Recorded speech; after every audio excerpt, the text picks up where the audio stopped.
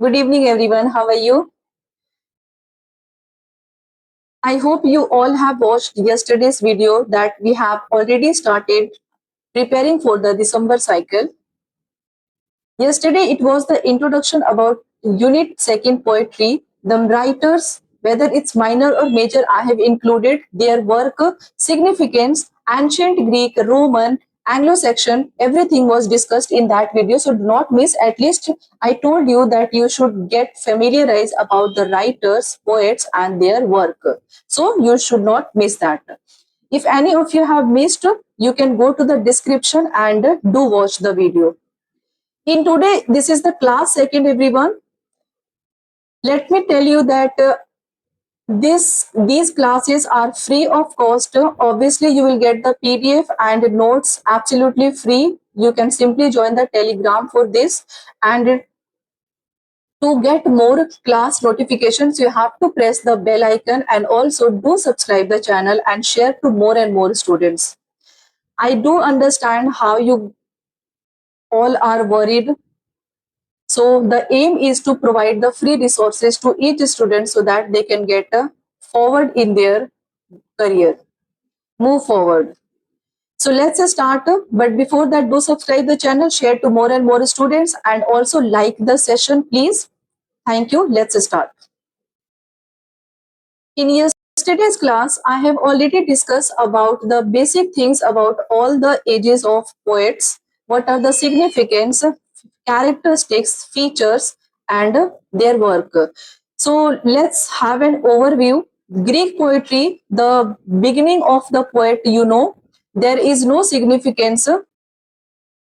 So we have seen that how poetry started, began,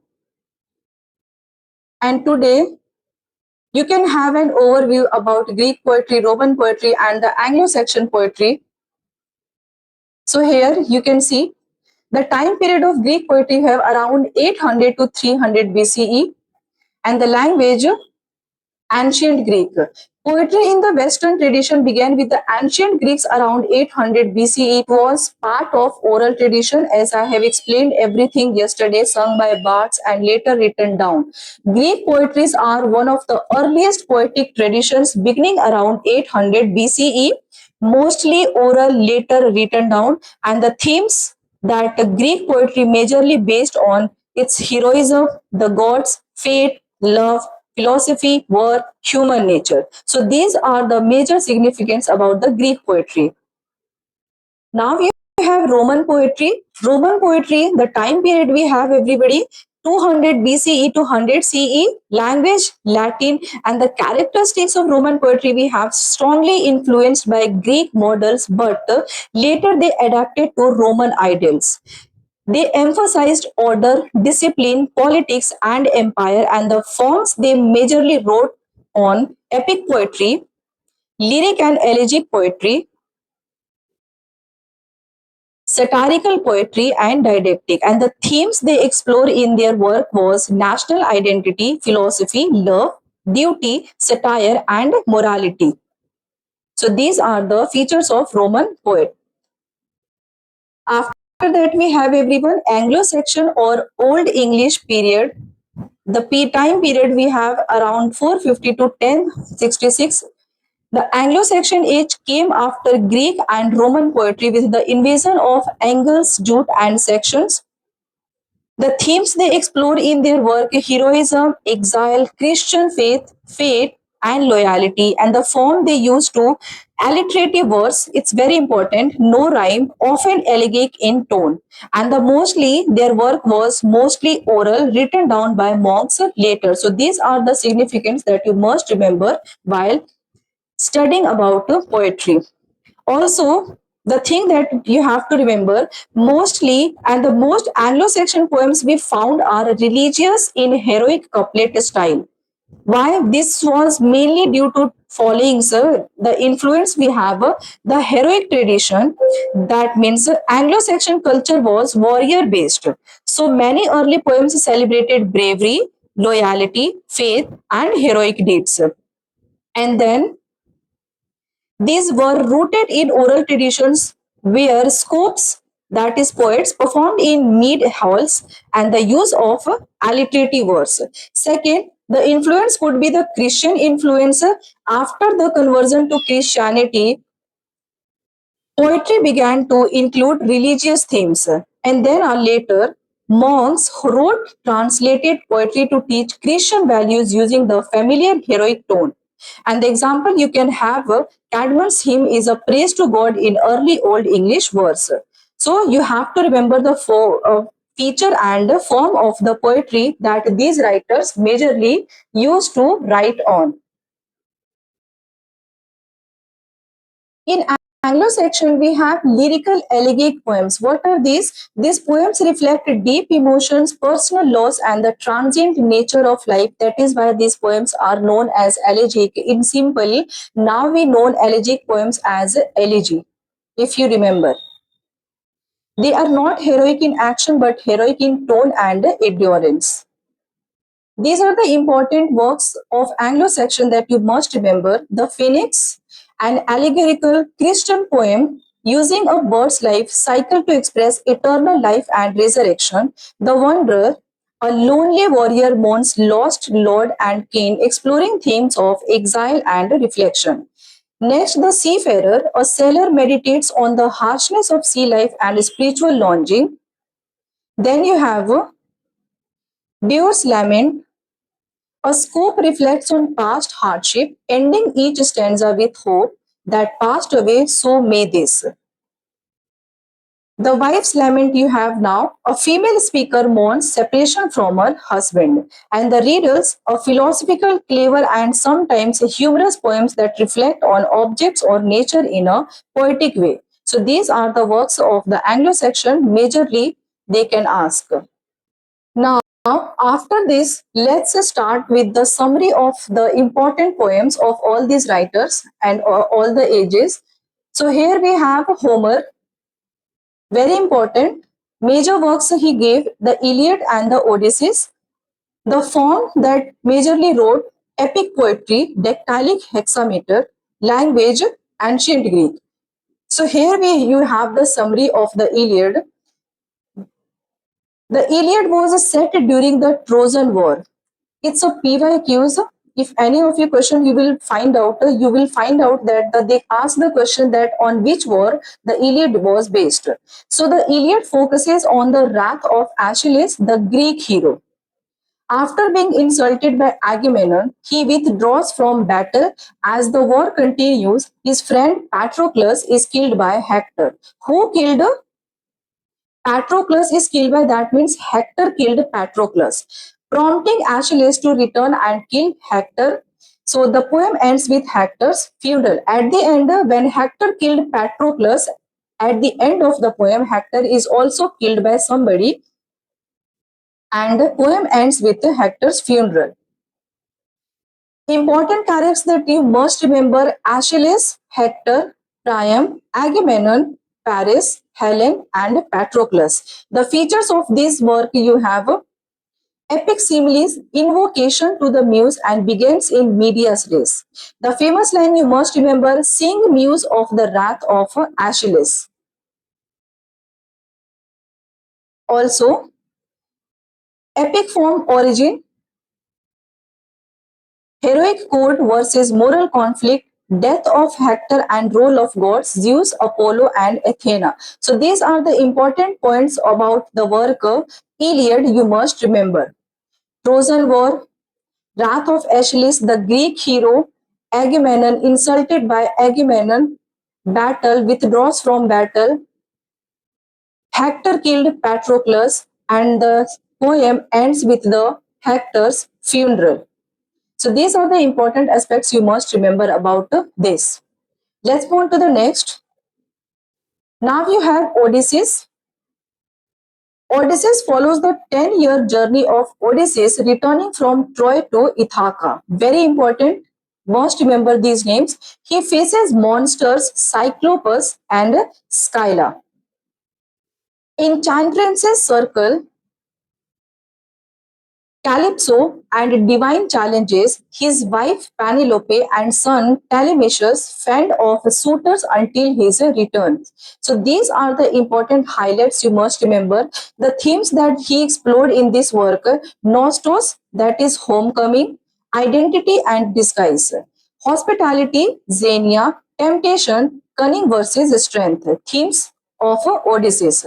The characters you must remember: Odysseus, Penelope, Telemachus, Athena, Poseidon, Calypso, Polyphemus. The form and feature you have a framed narrative, symbolism, and a heroic archetype of the work Odysseus. So you must remember this.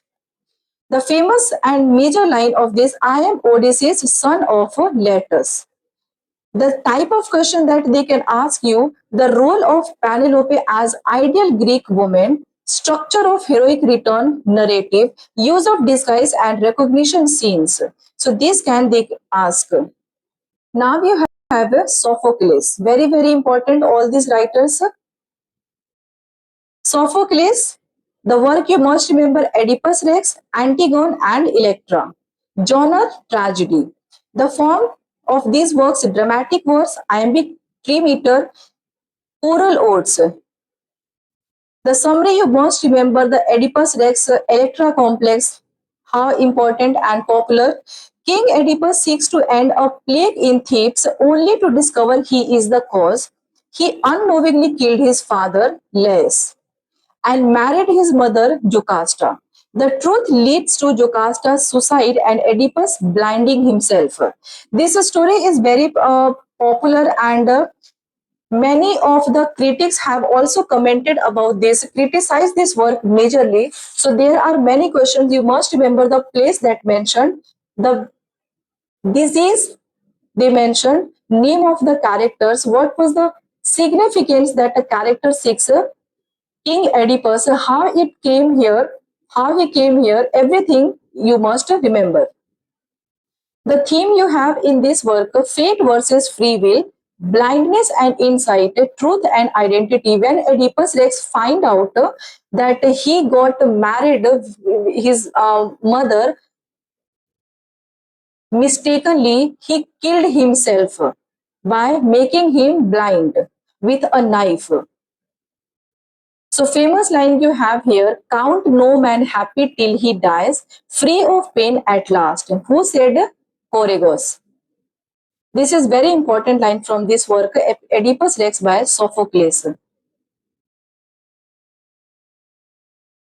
Now you have, everybody, Antigone. Antigone defies King Creon's order by burying her brother Polynicus, who was declared a traitor. Her civil disobedience and sense of divine law lead to her death.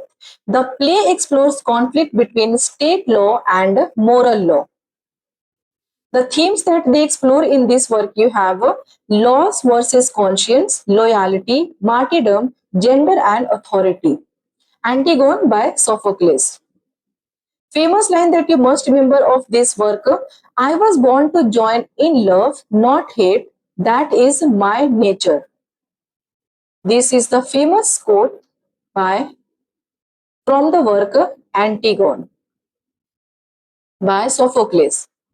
The most important point, key points that you must remember is how Antigone as proto-feminist figure, tragic conflict and chorus role and classical unit mentioned in this work. Next you have Euripides. The major work of Euripides you have Medea, the Bacchae and Hippolytus. Medea summary you have: after Jason abandons Medea to marry the princess of Corinth, Medea takes revenge by killing the princess and her own children. It challenges gender roles and explores vengeance. So, this story, this poem is based on the revenge. Revenge. Because here Jason abandons Medea. And who takes revenge? Medea takes revenge. Medea takes revenge by killing the princess Corinth. Killing the princess Corinth. And her own children also.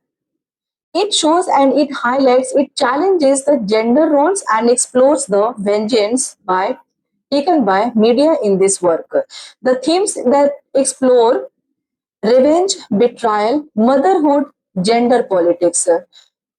You know what? You must remember the theme of the work. And especially, I want to tell you that if you are studying about a particular writer, you must get familiar or identify that what are the major themes that the significant writer explore or majorly write their work on. In this way, you will identify the work. If the writer appears in front of you, you will can easily identify that this writer majorly wrote on the this theme or that theme. So you can signifies, you can categorize the work. So here the character you have Media, Jason, Creon and Chorus. The famous line you must remember about this work. I understand what I am about to do is evil, but my fury is stronger than my will. So these are the important highlights. Now you have Aristophanes. Aristophanes you have a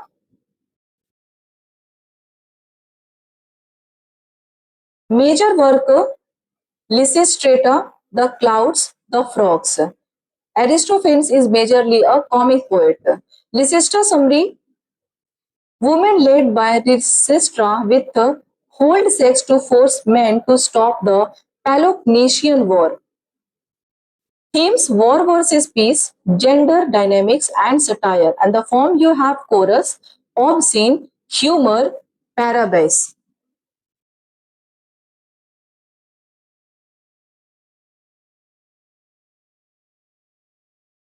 So I hope you all have understood. These were the poets of Greek,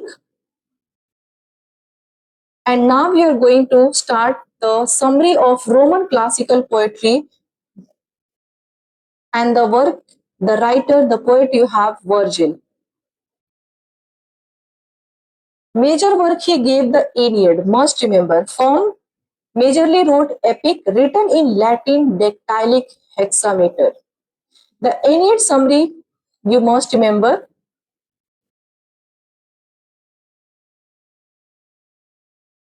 The hero Aeneas flees Troy, journeys to Italy, remember the place, and found the Roman race. The poem is a national epic of Rome modeled on Homer but infused with Roman ideals.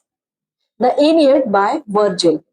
The hero you have Aeneas flees Troy, where he journeys to Italy and found the Roman race. The poem is a national epic. The poem is a national epic of Rome modeled on Homer but infused with Roman idols. Must remember the themes that they explore: duty versus desire, divine will, empire, pity. Characters you have Aeneas, Dido, Anchises, Turnus, and Lavina. And the line you have I am Aeneas, duty bound, said by Aeneas, the protagonist.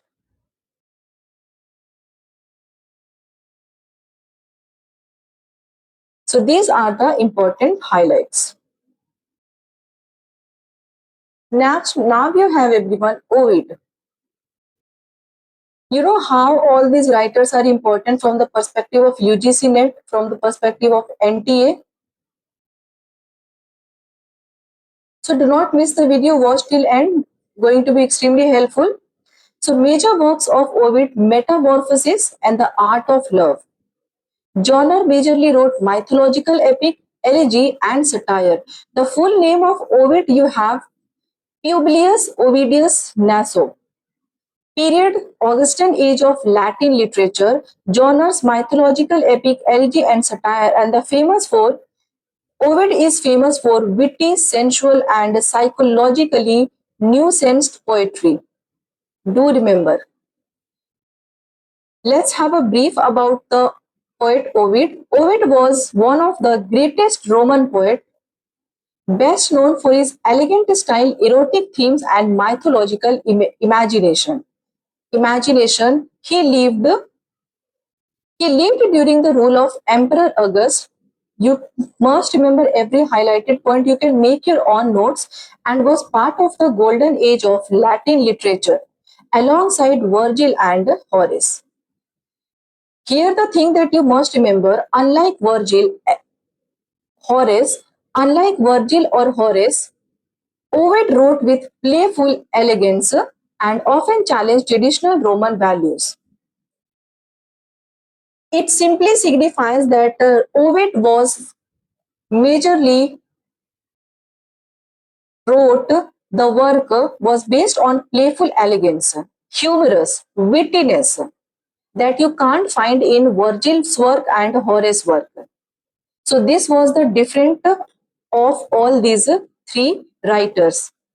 In 8th CE, he was exiled to Tomis on the Black Sea by Augustus. The reason remained uncertain, famously referred to as a poem and a mistake. Do remember, this is very, very important. Who was exiled? Ovid. To where? To Tomis. How? Black Sea by whom? Augustus. Who exiled? Who expelled? Augustus. The reason is uncertain, that the reason is not justified.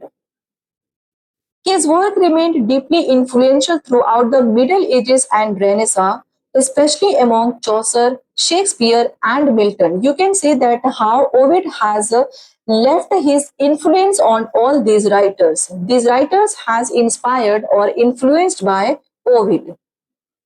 Influenced by Ovid. So you can remember. Now let's see the summary. Metamorphosis, a mythological epic in 15 books. Do you remember? Tracing transformations in classical myths from creation to Julius Caesar's deification, includes the stories of Narcissus, Pygmalion, Apollo and Daphne, Arachin, and more. 15 books, Metamorphosis by Ovid. Mythological epic this is. Themes: transformation, love, art, and divine power. The famous line you must remember here: let me sing of bodies changed to new forms. Focus point that you must not miss: Ovid's influence on Chaucer and Shakespeare, use of frame narrative and irony, literary source of Hamlet, The Tempest, and many more. It includes over 250 classical myths such as Apollo and Daphne, Narcissus, oh, Narcissus and Echo, Pygmalion and Galatea, Arachin and Athena, Daedalus and Icarus, Orpheus and Eurydice. So you must remember all these. Next, the work by Ovid, you have Ars Amatoria. That means the art of love. Form of this work, you have didactic elegy in 3 books. Content: a witty guide to romantic intrigue and seduction. The key points you must remember about this work: caused controversy, may have contributed to Ovid's exiles. So this was the work that get into controversy. So this could be the reason that Augustus exiled Ovid, because the reason was uncertain. So it has been assumption, it is assumed by the earlier people that this could be the reason, that maybe this work was controversy. So Augustus has exiled Ovid because of this. It is satirizes traditional Roman values, seen as both erotic and moral commentary. You must remember about Ovid that here he majorly wrote on. He was the Roman poets, greatest Roman poets, and majorly the style he wrote Roman theme. The style of the work was based on Roman country, Roman people, Roman values. So it might be the reason that maybe he has written something that the people of Romans or the Romanian people must have not liked. That's why the Emperor Augustus have exiled Ovid. We can assume, because the reason was not mentioned. After that, you have the work Heroids.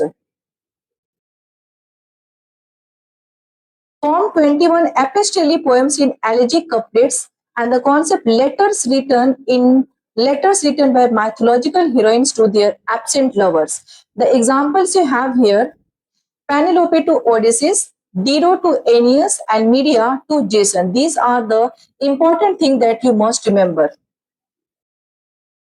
Significance. I will share this PDF. You can study by yourself. Let's move on to the next. Now you have Horace, everybody, very, very important. Ars Poetica. Most of the questions appear from this work. So you must remember.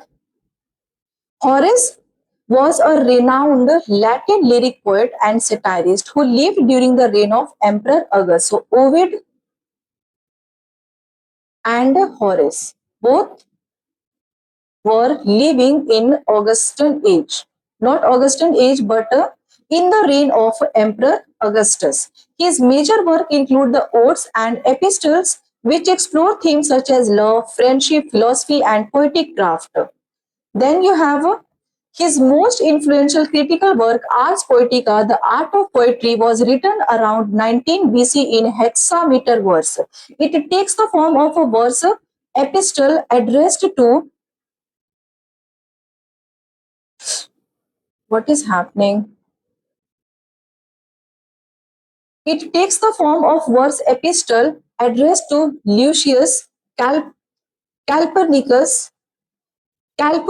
Piso, a Roman senator, and his two sons, hence also known as the Epistle to the Pisos. Which work is known as Epistle to the Pisos? It's Ars Poetica. Ars Poetica, we will discuss later. Do watch the video till and please subscribe the channel, everybody. The poem comprises 460 lines and offers nearly 30 key principles or maxims aimed at guiding young poets in the art of writing poetry and drama. So this was the major concept of the work Ars Poetica by Horace. Here, summary of the work Ars Poetica. The meaning Ars Poetica, you have the art of poetry. It is a didactic poem by the Roman poet Horace. It was written around 19 BCE and this is an epistle addressed to Lucius Calpurnius Piso. Why? And his two sons, because it offers guidance and advice to aspiring poets on the craft of writing poetry and drama, that how you should write a poetry and drama. It was everything mentioned in this work by Horace. Ars Poetica, this is very important. Ad Pictura Poesis, and it is the very important thing that you must remember. What does it signify? It means that as is painting, so is poetry. He has mentioned everything, the highlights categorization, that how a poet or dramatist should keep the points in mind while writing a poem or drama. So its principle, particularly the emphasis on unity, decorum, and the blend of instruction and delight. Themes that you will explore here: poetic decorum, unity, and classical harmony. The famous concept in medias res, unity of tone and action, must remember. This is very, very important. The Latin phrase, you must remember what does it signify, what does it mean. So Latin phrase from Ars Poetica, often asked in NTA, mentioned, I have everything here. Thus et utile, it means sweet and useful. Themes, you have purpose of poetry. In medias res, this means into the midst of things. On theme, you have epic narrative technique. Ars est celer artem, true art conceals its art. Art pictura poesis, as is painting, so is poetry. This is the very important PYQs. You must remember, you can take a screenshot. Now, art pictura poesis become a central idea for neoclassical aesthetics. Do remember, in the 17th to 18th centuries, and the influence the writer have on Dryden and Pope. Neoclassical age. What does it emphasizes? It emphasizes harmony, proportion, and clarity. It values shared by classical painting and poetry. The modern critics debate the limits of this analogy, especially in romantic and postmodern use that you must remember about Ars Poetica by Horace. Key aspects of Ars Poetica that you must remember: unity and consistency. First, what does it mean? A poem must have organic unity. Every part should contribute to the whole. Consistency in theme, tone, and structure is crucial. Archibald MacLeish later reimagined this ideal. So here the line that you must remember: a poem should be palpable and mute as a globed fruit. Where does it mention? Horace, Ars Poetica. Second, you have a decorum propriety. Decorum propriety signifies a style, subject, and language must match the genre and audience. Tragedy, elevated style, comedy, colloquial tone. Do remember, it's very, very important. Poetry should both delight and instruct. It's again a PYQ. If you have solved the PYQs 5 years, you must have found these topics. Thus at utile, sweet and useful. Mentioned in second. Third, you have diction and style. Use language. It use language that is clear, appropriate, and precise. It embrace neologism cautiously but respect tradition. It avoid outdated or overly obscure expressions. Next, you have characterization in drama. Characters must be true to life, internally consistent, and age appropriate. The actions and language must reflect a character's role, emotions, and background. This is mentioned in the four characterization in drama by Horace in the work Ars Poetica. Dramatic conventions you have it ideal structure. It is five acts. Two important. Five acts. Ovid, it's avoid on-stage violence or supernatural horror. Let it be reported. Chorus you have should provide more guidance, not just commentary. So these are the important highlights. And the last one you have the poet's role. Poet must balance natural genius, that is ingenium, with trained crafts, also known as arts. Latin phrases must remember everybody because frequently they give. It signifies the last sixth number. Be open to critique, avoid flattery and haste in publishing. Choose subjects wisely, aligning talent with the topic. And after that, though Ars Poetica may appear formless at first glance, you can simply remember this: that it follows a clear structure with three key divisions. And what does it signify? Everything is mentioned here. First, you have poesies, the content or subject of poetry. Poesy simply means the content or subject of poetry, that how a content should be of a poem, and how what should be the subject that a poet should write on. Poema, you have the form and structure of a poetry. How poetry should be written, what should be the structure, what should be the form. Poeta, you have the character and the role of the poet. What role, what role that the character, the poet has given, put their effort in the poem while writing the poem. So you must remember this, very, very important. Poesies, poema, poeta. These are the three key divisions of Ars Poetica. Ars Poetica by Horace. The key points that you must remember about this: Poesis is the first part of Ars Poetica in which Horace discusses the subject matter of poetry, like it focuses on what poetry should be about. It emphasizes unity, clarity, appropriateness of subject, and balanced imagination. It advocates wise choice of subject and careful uses of language. First part, poesis of Ars Poetica. Second one, you have the form of poetry. Second part, it deals with structure, particularly drama. highlights importance of plot construction, coherence, and adaptation of old stories with skill and consistency. It has less attention that is given to lyric and epic forms here. The third one you have here, Poeta, the character and role of the poet, the third part of Ars Poetica, in which Horace discusses the qualifications and responsibilities of a poet.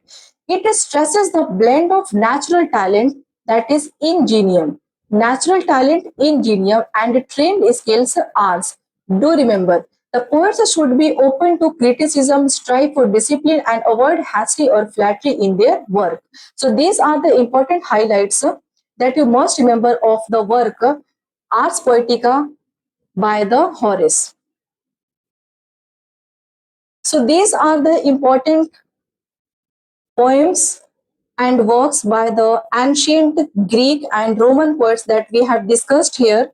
I do not want to increase the length of the video, but I want you everybody to do watch and make your own notes now. I have filtered everything in this PDF. I will share the PDF on Telegram channel, and please do remind me if I forget. I want to share each PDF by with the ending of the class, so you any of you can remember, memorize or remind me if I forgot. There are many students who have already joined Telegram channel. If any of you who are watching for the first time or want to join or want to get the PDF, you can join the Telegram channel. So this is all for today. We will discuss the remaining parts of the poem. There are more to come, so do watch the video, all the videos that we have already started for the December cycle. Do not miss anything, everybody. It's going to be extremely helpful because I will bring the detailed class for you, and that is absolutely free of cost. You do not need to run anywhere to pay your fees or anything else. You can simply subscribe the channel and watch the class at your own pace. So thank you so much for watching. Do subscribe the channel and take care of yourself. Bye bye.